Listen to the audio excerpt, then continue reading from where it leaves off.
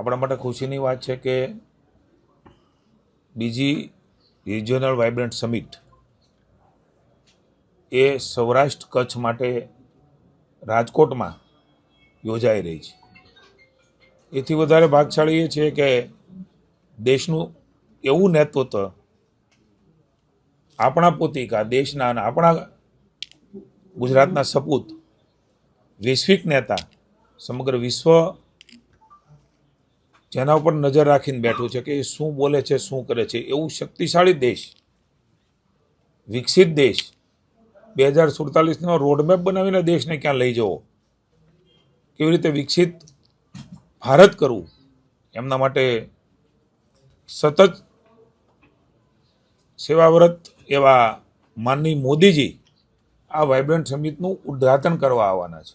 સૌરાષ્ટ્રની અને કચ્છની આ પવિત્ર ભૂમિ ઉપર માનનીય મોદી સાહેબનું આવવું એક નવા વાઇબ્રેશનો એ આપણે સૌ જાણીએ છીએ કે જ્યાં જ્યાં જાય છે ત્યાં વિકાસ, કરોડો રૂપિયાના ખાતમુહૂર્ત, લોકાર્પણો, નવી પોલિસીઓ, નવા સીમાચિહ્નરૂપ કહી શકાય એવા કામોની શરૂઆત પણ એ સૌરાષ્ટ્રની ધરતી ઉપરથી થશે. નવા પ્રકારની ઉર્જા, કારણ કે એવું તત્વ મહાપુરુષ છે કે જ્યાં પણ જાય છે ત્યાં એક નવી ઉર્જાનો સંચાર એ આપણે આ પવિત્ર રાજકોટની ભૂમિ ઉપર, સૌરાષ્ટ્ર કચ્છની ભૂમિ ઉપર આવી રહ્યા છે. ત્યારે આપ સૌ જાણો છો એ પ્રકારે 11-12 વાઇબ્રન્ટ સમિટ એ રાજકોટ રિજિયોનલ વાઇબ્રન્ટ સમિટ યોજાઈ રહી છે. ત્યારે માનનીય મોદીજી એ 11 તારીખે આખો કાર્યક્રમ નક્કી થાય એટલે આપણે કહીશું, પણ ટેન્ટેટિવ બપોરે માનનીય મોદીજી એ રાજકોટ પધારશે. આપણું જે જૂનું એરપોર્ટ છે ત્યાં જ એ ઉતરવાના છે અને ત્યાંથી એમનું ભવ્ય દિવ્ય રીતે આપણી સૌરાષ્ટ્રની ભૂમિ પર આવે છે. ત્યારે આ રંગીલા રાજકોટમાં એમનું સ્વાગત માનનીય મુખ્યમંત્રી ભૂપેન્દ્રભાઈના અને માનનીય નાયબ મુખ્યમંત્રી ભાઈ શ્રી હર્ષભાઈના માર્ગદર્શન નીચે, મુખ્યમંત્રીના નેતૃત્વની અંદર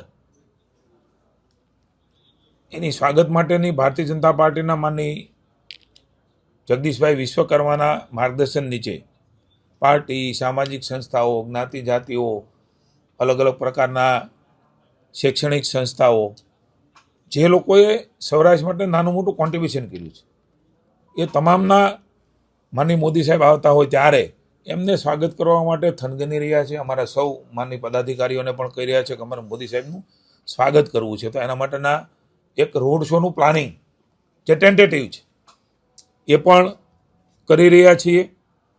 મારવાડી કોલેજ છે ત્યાં સમગ્ર કાર્યક્રમ યોજાવાનો છે. મહેસાણામાં પણ આ પ્રકારની વાઇબ્રન્ટ સમિટ થઈ છે.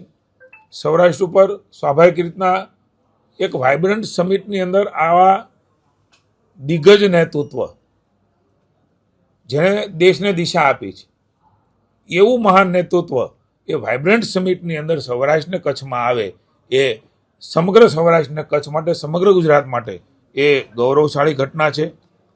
મારવાડી યુનિવર્સિટી ખાતે આપ સૌ જાણો છો એ પ્રકારે એમનો પ્રારંભ એ માનનીય વડાપ્રધાન શ્રી કરાવવાના છે. દેશના પણ મંત્રીશ્રીઓ, માનનીય મુખ્યમંત્રી શ્રી ભૂપેન્દ્રભાઈ, માનનીય પ્રદેશ અધ્યક્ષ જગદીશભાઈ, નાયબ મુખ્યમંત્રી શ્રી હર્ષભાઈ, મંત્રીમંડળના વિવિધ સાથીઓ, ધારાસભ્યશ્રીઓ, સંસદ સભ્યશ્રીઓ એ પણ આ વાઇબ્રન્ટ સમિટમાં ઉપસ્થિત રહેવાના છે. ટ્રેડ શોનું ઉદ્ઘાટન સમારોહ માનનીય મોદી સાહેબ કરશે. અલગ અલગ પ્રકારે થીમ એ પણ ત્યાં આપવામાં આવી છે. હજી પણ આખી વ્યવસ્થાઓ એ માનનીય કલેક્ટરશ્રી ઓમપ્રકાશજી હોય, કમિશનરશ્રી હોય કે પ્રદેશ અમારા રાજ્યમાંથી સનદી અધિકારીઓ એ જોઈ રહ્યા છે. નાના મોટા ફેરફારો સાથે અંતિમ નથી. પુનઃ આપના સૌના ધ્યાનમાં મૂકું કે છેલ્લી ઘડી સુધી નાના મોટા ફેરફારો થવાની સંભાવનાઓ છે.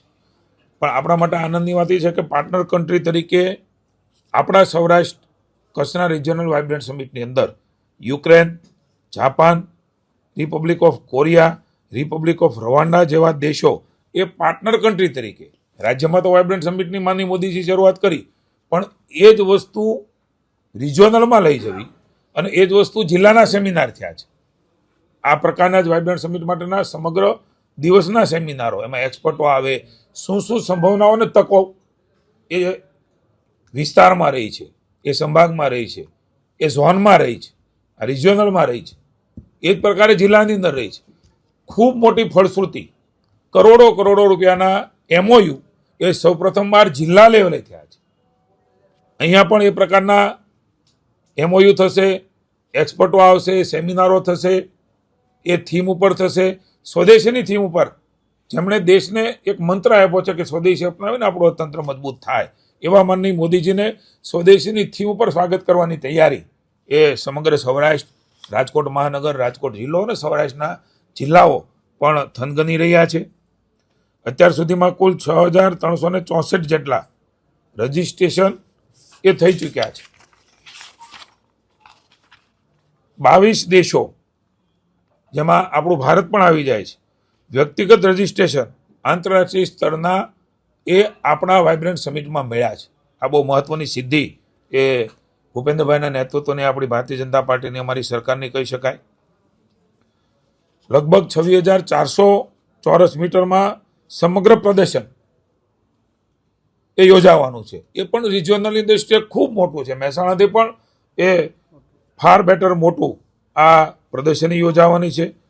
4,400 ચોરસ મીટરમાં પેવેલિયન, એમાં MSME, કુટીર, હસ્તકલા ઉદ્યોગો માટે ફાળવવામાં આવ્યા છે. જેમાં ખાસ કરીને મુખ્ય આકર્ષણો જે રહેવાના છે એ ડેઇલી લકી ડ્રો, કારીગરો દ્વારા ઉત્પાદન થતું પ્રદર્શન, રિવર્સ બાયર, સેલર સમિટ, સાંસ્કૃતિક કાર્યક્રમો, food court, one district one product અને GI ટેગ ડિસ્પ્લે એ પણ રહેવાનું છે.